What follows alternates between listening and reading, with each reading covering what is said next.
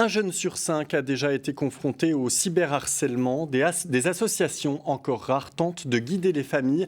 Grand format signé Leïla Sali, Léo Didier Kellner et Guillaume Malène. Quand je rentrais, j'étais seule et je me faisais encore harceler. Moi, je me souviens d'un surnom qu'on m'a donné. C'était la crasseuse de 5e. Quand il voyait que j'essayais de partir, il m'attrapait et essayait de me frapper. Elle a compris que peu importe ce qu'il arrivait, on restait mère-fille à tout prix, quoi.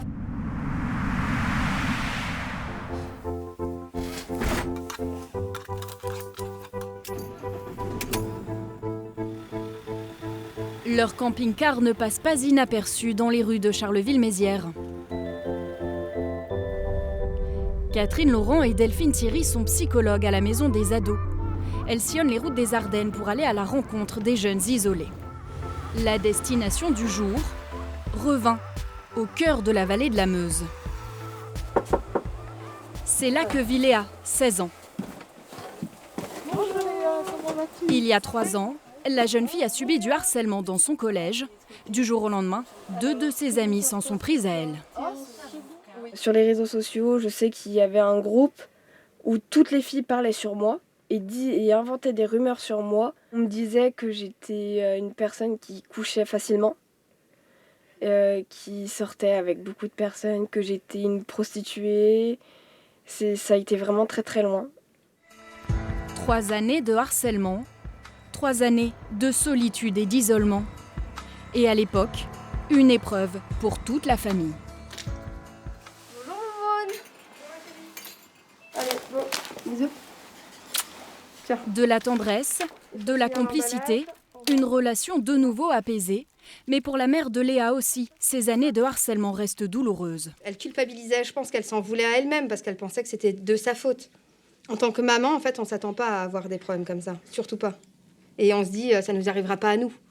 Stupéfaction des parents, et pourtant, le harcèlement touche de plus en plus d'adolescents en France. Et ces dernières années, il prend une nouvelle forme avec l'explosion des réseaux sociaux. 20% des jeunes disent avoir déjà été victimes de cyberharcèlement. Ilona a 15 ans. Elle habite avec sa mère ce paisible village dans la Marne.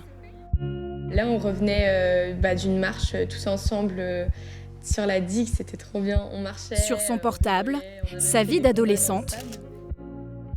Mais il y a 2 ans, c'est à cause de ce téléphone qu'elle perd pied quand ses meilleurs amis la harcèlent en ligne.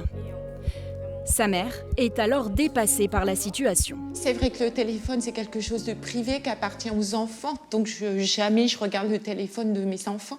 Mais c'est vrai que là, on est complètement désarmés, on n'a pas accès, on ne sait pas comment freiner ça. Jusqu'au jour où Ilona reçoit le message de trop. J'avais un grand pavé comme quoi elle m'avait jamais aimée, comme quoi il fallait que je me pende, comme quoi, tout ce genre de choses. Et à ce moment-là, je me suis dit, ça y est, il faut que je réagisse. C'est plus possible de vivre comme ça.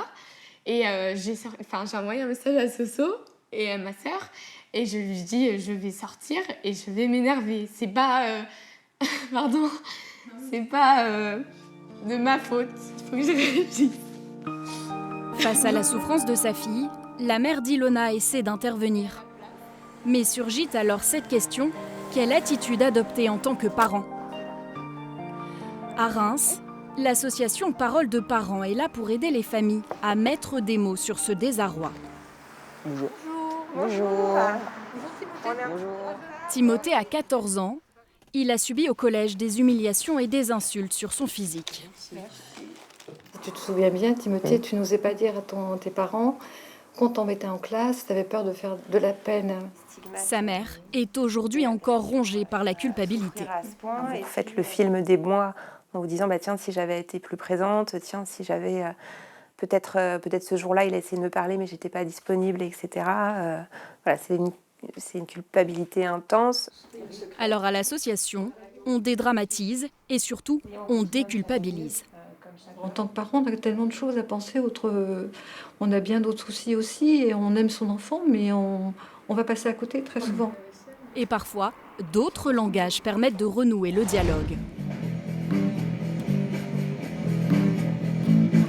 À travers sa musique, Ilona raconte ses états d'âme, Un refuge précieux lorsqu'elle se faisait harceler. Au début, je pleurais beaucoup, donc je faisais beaucoup moins d'activités, je rigolais beaucoup moins, mais j'allais quand même dans ma petite pièce en bas, mais je jouais plus des musiques un peu moins joyeuses du coup. Ça l'a aidé aussi à évacuer, à partager davantage. Voilà, quand elle joue, elle se vide la tête, ça évacue. Enfin, je pense que ça l'aide aussi à ce niveau-là. La musique comme exutoire. Et pour Ilona, la fin du calvaire, le début de la reconstruction.